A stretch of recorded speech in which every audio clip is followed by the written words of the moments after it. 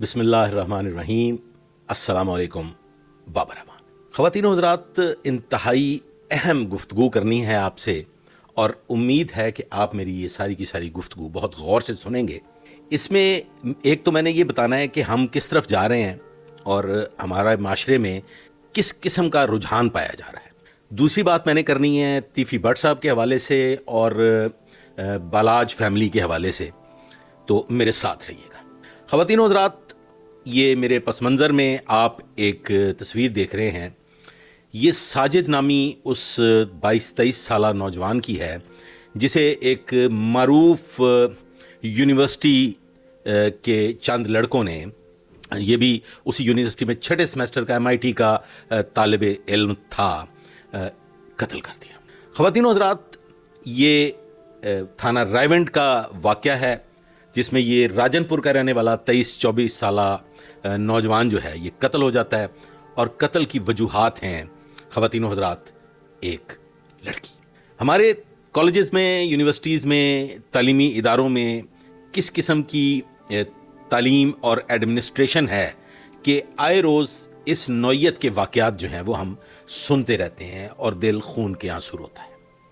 बात इस तरह से है कि ये साजिद नामी नौजवान वक़ूआ से कोई 2 घंटा कबल अचानक माफ़ी चाहता हूँ, एक जगह बैठे हुए, यूनिवर्सिटी में बैठे हुए चंद नौजवानों से टकरा जाता है जिनके दरमियान एक अदद लड़की भी मौजूद थी। और उनका ये ख्याल होता है कि शायद इस लड़की के बायस ये हमसे जानबूझ के टकराया है। और इन दोनों जो ये ग्रुप्स हैं इनके दरमियान पहले से रंजिश भी मौजूद है और वो जो रंजिश है वो भी एक अदद लड़की की वजह से। अब वहाँ पे लड़ाई होती है, इंतज़ामिया बेच बचाव कराते हैं, लेकिन ये रंजिश ख़त्म नहीं होती और नतीजतन 2 घंटे बाद ये साजिद नामी नौजवान जो है 22-23 साल का या 24 साल का, ये कत्ल हो जाता है।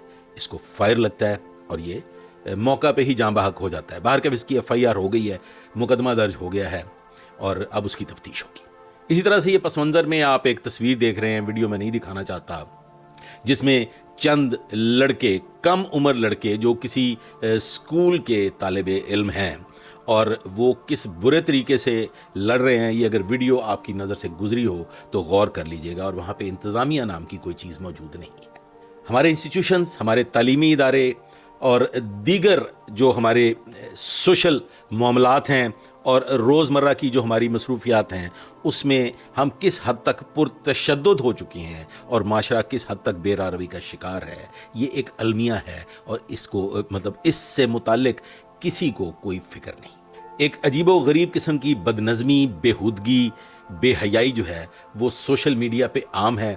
कहीं कोई यूट्यूबर जो हैं वो अपनी खातून खाना को राइफ़ल दे के साथ बिठा लेते हैं और कहीं वो अगवा की तरबियत देते हुए नज़र आते हैं। और ये दोनों यूट्यूबर्स जो हैं वो ग़ालिबन बड़े मरूफ हैं और उनको बड़ी पजीराई भी मिल रही है माशरे में। इस तरह से ख़वातीन व हज़रात, एक माँ अपनी 15-16 साल की नौजवान बच्ची को पेश करती है अवामुन्नास के सामने। कोई कभी कहती है इसे शेर मारो, कभी कहती है इसको गिद्दड़ मारो। ख़वातीन व हज़रात, ये कोई नई बात नहीं है। ये जो टिकटॉक पे लाइव शोज़ हो रहे हैं और उसमें जिस नौइयत की बेहूदगी हमारे माशरे में फैल चुकी है, तालीम का बेड़ा गर्क होकर रह गया है, तालीमी रुझान सत्यानाश हो गया है। हम बैनुल अक़वामी इंटरनेशनल ताकतों का मुकाबला करने की अहलियत खो चुके हैं। और बड़ा ही किसी ने बड़ी सियानी बात की थी कि हम डॉलरों पे बिक जाने वाली कौम है, हम डॉलर के एवज़ कुछ भी कर गुजरते हैं, हम डॉलर के एवज़ कुछ भी कर सकते हैं। अब वो जो एक खातून, वो जो माँ अपनी नौजवान तो नहीं कहूँगा, कम से 15 साला बच्ची को अवामुन्नास के सामने पेश कर रही है। ये ट्रेंड बहुत पुराना है जिसे आप किसी ज़माने में, बल्कि आज भी, फोनो सेक्स का नाम देते हैं। और ये जो फोनो सेक्स है ये पेड सेक्स होता है। इस पे आप डॉलर्स में पेमेंट करते हैं और ख़ातून जो है वो आपका दिल लुभाती है। और ये बेगैरती जो है ये माशरे में पेड सेक्स के नाम से जानी जाती है, जिसे हम फोनो सेक्स का नाम देते हैं। ख़वातीन व हज़रात, अब ये टिकटॉक पे लाइव की सूरत में हमारे माशरे में सरायत कर चुकी है और तबाही और बर्बादी का बायस बन रही है। ये सारी की सारी गुफ्तगू हो सकता है आप लोगों के लिए इतनी अहमियत का हामिल ना हो, लेकिन ये गुफ्तगू करनी इसलिए ज़रूरी थी कि मैं आपको ये बताना चाह रहा हूँ کہ جن موضوعات کو لے کے بحث ہونی چاہیے، جن موضوعات کو لے کے عوام الناس کو تربیت دی جانی چاہیے، اور جن موضوعات کو لے کے سیریسلی جو ایسے مفکرین ہیں اور ایسے اچھے اداروں سے منسلک لوگ ہیں جو معاشرے کو بہترین انداز میں آگے لے کے چل سکتے ہیں، ان کو اس پہ غور و فکر کرنا پڑے گا۔ یہاں پہ وہ جو ہماری مشرقی تہذیب کے علم بردار ہیں ان کو سر جوڑنے پڑیں گے، اور یہی ہمارے لیے سوشل میڈیا کا ایک انتہائی اہم موضوع ہونا چاہیے۔ خواتین و حضرات، سوشل میڈیا پہ لغویات، بدماشی ازم اور بےہودگی ازم، اس کی طرف توجہ ہے، اور اہم ترین موضوع ہمارے معاشرے کا اس وقت تیفی بٹ صاحب کے حوالے سے اور بالاج فیملی کے حوالے سے اس کو پذیرائی بھی مل رہی ہے، اس کو ریٹنگ بھی مل رہی ہے، اور تقریباً 97% یوٹیوب پہ اور دیگر بڑے بڑے اینکر صاحبان جو ہیں وہ اس پہ گفتگو کر رہے ہیں، اور اپنا میں اسے منجن نہیں کہوں گا، کوئی دمبا کڑھائی بیچ رہا ہے، کوئی پائے بیچ رہا ہے، کوئی مغز مسالہ بیچ رہا ہے، اور کوئی ٹکے بیچ رہا ہے۔ جتنا مسالہ بہترین لگائیں گے اتنا مسالہ زیادہ بکے گا۔ میں آپ لوگوں کے گوش گزار کر دینا چاہتا ہوں، اس وقت بڑے اہم سوالات جو اٹھائے جا رہے ہیں، ان میں سے ایک اہم سوال یہ ہے کہ 2 بڑی گرفتاریاں ہو چکی ہیں، اور ان گرفتاریوں کے بعد ان کو پاکستان لانے کا انتظام کیا جا رہا ہے۔ دوسرا سوال یہ جو اس وقت بڑا اہم گونج رہا ہے، گردش کر رہا ہے، کہ بڑی صلح ہونے جا رہی ہے۔ اور تیسرا ایک اہم سوال جو اس وقت مارکیٹ میں فروخت ہو رہا ہے، وہ یہ ہو رہا ہے کہ انٹرنیشنل سطح پہ شوٹرز ہائر کر لیے گئے ہیں، اور یہ جنگ و جدل بیرون ملک میں ہوا کرے گی۔ خدا را ان باتوں پہ کان دھرنا چھوڑ دیجئے، ان باتوں پہ غور کرنا چھوڑ دیجئے۔ یہ سب گفتگو، مسالہ دار گفتگو، عوام الناس کو بہکانے، بھٹکانے اور ایک عجیب و غریب قسم کے منظر نامے کی جانب لے کے جانا چاہتی ہے۔ اس گفتگو کے ذریعے عوام الناس کو اصل مسائل سے دور رکھنے کی کوشش کی جا رہی ہے، جبکہ اس کا حقیقت سے کوئی تعلق نہیں ہے۔ سب سے پہلے میں بات کر لیتا ہوں صلح کے حوالے سے۔ خواتین و حضرات، تیفی بٹ صاحب کو یہ شبہ گزرتا ہے، تیفی بٹ صاحب کو یہ اطلاع ملتی ہے کہ ان کی جان کو خطرہ ہے، تو بلا اس دنیا سے چلے جاتے ہیں۔ نمبر 2، تیفی بٹ صاحب کو یہ خطرہ محسوس ہوتا ہے، یہ خبر ملتی ہے کہ ان کی جان کو خطرہ ہے، تو ٹیپو پہلوان اس دنیا سے چلے جاتے ہیں۔ اسی طرح سے تیفی بٹ صاحب کو یہ خبر ملتی ہے، یہ خطرہ محسوس ہوتا ہے کہ ان کی جان کو خطرہ ہے، ان کے اہل و عیال کو خطرہ ہے، تو بالاج اس دنیا سے چلے جاتے ہیں۔ خواتین و حضرات، اب تیفی بٹ صاحب کی کمر توڑ دی گئی۔ تیفی بٹ صاحب کو ایک ایسی کاری ضرب لگائی گئی کہ جو شاید آئندہ آنے والے وقت میں، آئندہ کئی دہائیوں تک، جب تک ان کی زندگی ہے، ان کے لیے ایک ناسور بن کے ان کے ساتھ ساتھ رہے گی۔ ان کی بہن کا گھر اجڑ گیا، ان کی بہن زخمی ہو گئی، یہ ایک بہت بڑا واقعہ ہے، اس کو معمولی نوعیت کا واقعہ نہ سمجھا جائے۔ میں پہلے بھی متعدد بار یہ کہہ چکا ہوں کہ یہ سب رومرز ہیں، صلح کی گنجائش قطعاً موجود نہیں ہے۔ جہاں تک سوال ہے جاوید بٹ صاحب کی فیملی کا، جاوید بٹ صاحب کے جو بچے ہیں وہ انتہائی انوسینٹ اور معصوم بچے ہیں، ان کو نہ کاروبار کا کچھ علم ہے، نہ ان کو قانونی معاملات کا کوئی علم ہے۔ وہ بچے بس اپنے ماموں کے کہنے پہ جو وہ کہتے ہیں وہ کیے چلے جا رہے ہیں، ان کی اپنی کوئی سوچ نہیں ہے۔ اور تیفی بٹ صاحب اپنے بہنوئی کو لے کے، اپنی بہن کے گھر کے اجڑنے کو لے کے انتہائی سیریس ہیں، اور وہ اس بات کو قطعی طور پہ نہ تو درگزر کرنا چاہتے ہیں، نہ ہی بھولنا چاہتے ہیں۔ اب دوسری بات پہ غور کر لیتے ہیں کہ جی 2 بڑی گرفتاریاں ہو گئیں اور جناب ان کو پاکستان لانے کی کوشش کی جا رہی ہے۔ It's completely fake. ایسی کوئی صورتحال نہیں، نہ کوئی 2 بڑی گرفتاریاں ہوئی ہیں، نہ کسی کو ایکسٹراڈیشن ٹریٹی کے تحت پاکستان لانے کی کوشش کی جا رہی ہے۔ جب گرفتاریاں ہوئی نہیں تو پھر کسی کو پاکستان لانے کا سوال ہی پیدا نہیں ہوتا، لہذا یہ مائنس کر دیجئے، اس کو گفتگو کا حصہ مت بنائیے، اس بات پہ غور ہرگز نہ کیجیے۔ اور تیسری بات جو انتہائی اہم ہے، جو منظر عام پہ آ چکی ہے اور تمام صاحبان کو اس کا علم ہے، جو کہ پولیس کی جانب سے بذریعہ پریس کانفرنس بتا دیا گیا ہے کہ شوٹرز گرفتار ہوئے، شوٹرز نے عارف کا نام لیا اور بتایا کہ انہیں مذہب نے ہائر کیا ہے، جتنی رقم کے عوض اسے ہائر کیا گیا اور جو طے پایا، جو مکانات کی ڈیل ہوئی، وہ بھی عوام الناس تک پہنچ چکی ہے اور سب لوگ اس سے بخوبی واقف ہیں.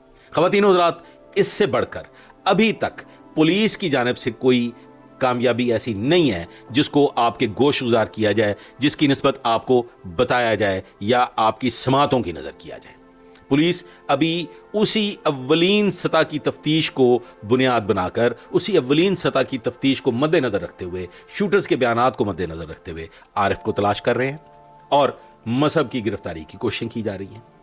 اب ایک اور سوال ہے کہ وہ بھی بڑا اہم سوال ہے جو میں اولین سطح پہ آپ کو نہیں بتا سکا, کہ کیسر بٹ اور فتح کو نامزد کیا گیا تھا اور ان کا کیا بنے گا. ان کا وہی بنے گا جو تفتیش میں سامنے آئے گا, اور پھر حتمی جو اس پہ ہے فیصلہ وہ تیفی بٹ صاحب کی فیملی کرے گی. ابھی تک کی صورتحال میں مذہب بیرون ملک ہے, تیفی بٹ صاحب بیرون ملک ہیں, کیسر بٹ صاحب, امیر فتح اور عارف میری اطلاعات کے مطابق کسی ایک جگہ, کسی ایک محفوظ مقام پہ ہیں اور وہ ابھی سر دست سامنے آنے کی پوزیشن میں نہیں ہے.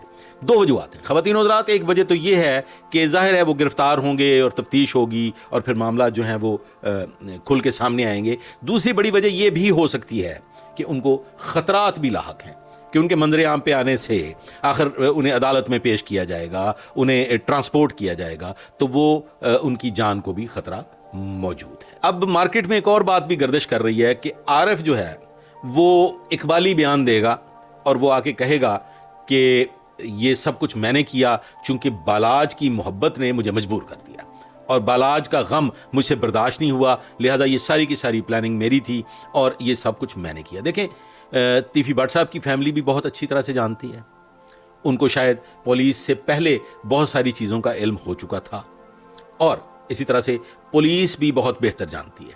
لہٰذا یہ کیا سرائیاں ہیں, یہ بہت قبل از وقت ہے کہ عارف کیا بیان دے گا. عارف کا ابھی منظر عام پہ آنا باقی ہے, عارف ابھی تک گرفتار نہیں ہو سکا. لوگ سوال کرتے ہیں کہ جی پولیس کیوں ناکام ہو رہی ہے. دیکھیں خواتین و حضرات, اگر کوئی شخص گوشہ نشینی میں چلا جائے, وہ ایکٹیو نہ ہو, وہ موبائل فون کا استعمال نہ کرتا ہو, وہ دنیا سے کٹ جائے, وہ اہل و عیال سے کٹ جائے, وہ عزیز و اقارب سے کٹ جائے, وہ دوستوں سے کٹ جائے, تو اس کی گرفتاری مشکل ضرور ہو جایا کرتی ہے. اب ایک شخص اگر یہ فیصلہ کر لے کہ اس نے فقیری کی زندگی گزارنی ہے اور وہ دنیا سے کٹ کے گوشہ نشینی اختیار کرتے ہوئے شہباز قلندر سرکار پاک کے دربار پہ چلا جائے اور وہاں ایک فقیری چولا زیب تن کر کے کچھ وقت کے لیے روپوش ہو جائے, تو ایسے شخص کو تلاش کرنا ناممکن تو نہیں لیکن مشکل ترین ضرور ہو جاتا ہے. ایک سوال مارکیٹ میں عام ہے کہ جی شوٹرز خرید لیے گئے اور جناب بیرون ملک بہت بڑا کوئی تیم پٹیس ہونے والی ہے. خدا کا واسطہ پلیز ایسا نہیں ہوتا, خالہ جیدہ واڑا نہیں ہے گا. مطلب ایسی صورتحال نہیں ہے کہ اب شوٹر جو ہیں وہ بیرون ملک, کوئی ممبئی ہے یار, یہ کوئی میرا مطلب ہے کوئی خدا نہ خواستہ نہیں. دس از کمپلیٹلی مطلب ڈس انفارمیشن. یہ لوگوں کو خام خواہ ایک ہائپ دے کے, ایک تماشا سنا کے ریٹنگ حاصل کی جا رہی ہے. ایسی کوئی صورتحال کم از کم ایجنسیز اور انتظامیہ کے پاس موجود نہیں ہے. یہ غلط ہے. اچھا, اب ایک بڑی امپورٹنٹ بات ہے, وہ میں آپ لوگوں کے گوش گزار کر دوں کہ آرگنائزڈ کرائم یونٹ یعنی کہ CIA خاموش دکھائی دے رہی ہے.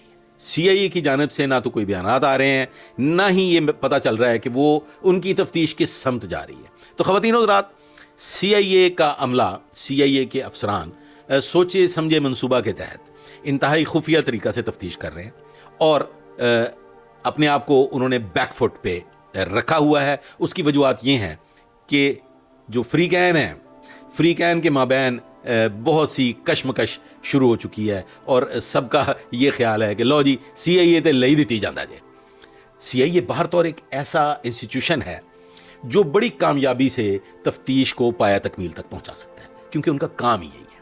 آپریشنز اور انویسٹیگیشن یہ ایسے شعبے ہیں جہاں پہ سینکڑوں کی تعداد میں معاملات جو ہیں وہ ان کا سامنا ہوتا ہے. آپریشنز والے جو ہیں ان کو لا اینڈ آرڈر کو بھی مینٹین کرنا ہے, انہیں اپنے تھانہ کے دیگر معاملات پہ بھی کام کرنا ہے. نفری کی تعداد بھی بہت کم ہے اور پھر ایکسپرٹس کی تعداد بھی نہ ہونے کے برابر ہے. سملرلی جو انویسٹیگیشن ونگ ہے, इस पे मैं एक तफसीली वीलॉग करूंगा इन्वेस्टिगेशन विंग की नाकामी को लेके। मैं एक बड़ा तफसीली वीलॉग आप लोगों की खिदमत में पेश करूंगा और मैं बताऊंगा कि इन्वेस्टिगेशन विंग के साथ क्या अलमिया हुआ अव्वलीन सतह पे, जब इन्वेस्टिगेशन विंग कायम हुआ, जब इन्वेस्टिगेशन विंग बनाया गया। और वही अलमिया आज तक मौजूद है कि इन्वेस्टिगेशन विंग उस स्ट्रेंथ के साथ ना तो काम कर रहा है, ना ही काम करने की अहलियत और सलाहियत रखता है। बात कर रहा था मैं ओसीयू की खामोशी की। तो ख़वातीन और हज़रात, ओसीयू सीक्रेटली इन्वेस्टिगेशन कर रहे हैं, मामलात की छानबीन कर रहे हैं, और हो सकता है कि किसी दिन अचानक ओसीयू की जानब से ये मंजर आम पे आए कि ये कामयाबी हासिल कर ली गई है। फिलहाल सरेदस्त हालात को देखते हुए और कश्मकश को मद्देनजर रखते हुए, और इसी तरह से जो मुरद इल्ज़ाम ठहराया गया मुतअद्दिद मामलात में ओसीयू को, उसको बुनियाद बना के वो लोग फिलहाल बैकफुट पे काम कर रहे हैं। आखिर में मैं गुजारिश कर दूं कि हमारे यूट्यूबर भाई, एंकर साहबान मुख्तलिफ नौइयत का माल फ़रोख्त करके इस तीफी भट्ट साहब के हवाले से मुकदमा की को हाइप दे के और रोज़मर्रा की बुनियाद पे नई से नई गुफ्तगू करके अपना माल फ़रोख्त कर रहे हैं। और वो कहते हैं दिखती है तो बिकती है, चूँकि ये बिक रही है, इसमें रेटिंग मिल रही है। तो हक़ाइक़ से बहुत हट के, हक़ाइक़ से बहुत दूर ऐसी चीज़ें अवाम उन्नास तक पहुंचाई जा रही हैं जो कि मैं समझता हूं कि ज़्यादती है। ऐसा नहीं करना चाहिए। किसी ऐसे मसले को लेके, माशरती बुराई को लेके उस पर गुफ्तगू की जाए, उसको उस पर गौर व फिक्र किया जाए तो वो ज़्यादा मुनासिब होगा। हम लोग ट्रेंड और ब्रांड के शौकीन, इस तीफी भट्ट साहब के हवाले से इस केस को लेके हमने ब्रांड और ट्रेंड बना दिया है। खुदारा ऐसा ना कीजिए, वरना फिर बहुत सी बुराइयां जन्म लेंगी और माशरे में ऐसे ऐसे मसाइल पैदा हो जाएंगे कि जो संभाले नहीं जा सकेंगे। ख़वातीन और हज़रात, इस मुकदमा को लेके इतनी हाइप क्रिएट ना करें, इसे मुल्की सतह का मामला ना बनाएं, वरना हालात बहुत ख़राब हो जाएंगे। अपने बच्चों पे तवज्जो दें, अपने बच्चों की तालीमी मामलात पे तवज्जो दें, अपने बच्चों की मुकम्मल निगरानी करें और गौर करें कि वो स्कूल, कॉलेज, यूनिवर्सिटी जाते और आते हुए किन मशागल में मुब्तला हैं और उनके रोज़ शब कैसे गुजर रहे हैं। वरना वो एक मिसाल आपने सुनी होगी कि अब पछताए क्या होत जब चिड़ियां चुग गईं खेत। तो ख़वातीन हज़रात, इससे पहले कि चिड़ियां खेत चुग जाएं और आपका एक खूबरू नौजवान साजिद यूनिवर्सिटी में तालीम हासिल करता हुआ अपनी ही यूनिवर्सिटी के तुलबा के हाथों फायर लगने से हलाक हो जाए, कंट्रोल कर लीजिए, गौर कीजिए। कमेंट बॉक्स में अपनी राय का इजहार ज़रूर कीजिएगा, तवज्जो दीजिएगा इस वीलॉग पे। और अगर ये वीलॉग आपको पसंद आया और इसमें कोई काम की बात आप लोगों को समझ आई हो तो बराए मेहरबानी इसे लाइक कीजिएगा, शेयर कीजिएगा, चैनल को सब्सक्राइब कीजिएगा। अपना बहुत ख्याल रखिएगा। ढेर सारी दुआओं के साथ अल्लाह हाफ़िज़।